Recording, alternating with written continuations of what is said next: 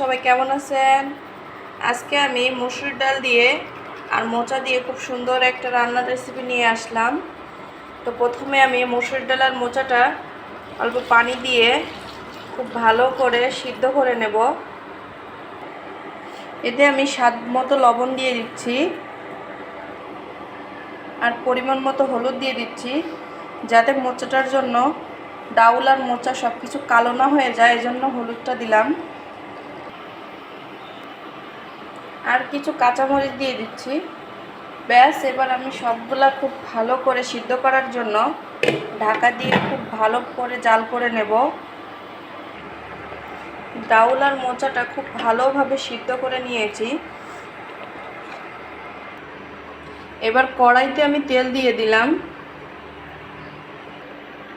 তেলের উপর কয়েকটা শুকনো মরিচ দিয়ে দিচ্ছি আর কিছু আস্ত জিরে দিয়ে দিলাম আর কুচনো পেঁয়াজ আর রসুন দিয়ে দিচ্ছি। ব্যাস, সবগুলো এবার খুব ভালোভাবে ভেজে নেব।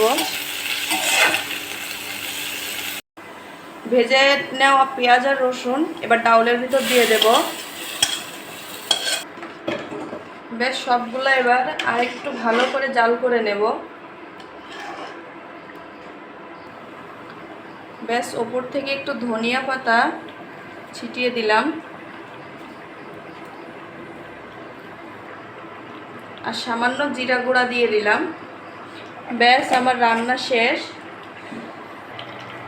মোচা দিয়ে মুসুর ডাউলের এই রেসিপিটা আপনাদের কাছে কেমন লেগেছে অবশ্যই জানাবেন। আর রান্নাটা কিন্তু অনেক মজার হয়, আপনারা বাসায় রান্না করে খেয়ে দেখবেন, অনেক ভালো লাগবে। তো কষ্ট করে আমার ভিডিওটি দেখার জন্য অসংখ্য ধন্যবাদ।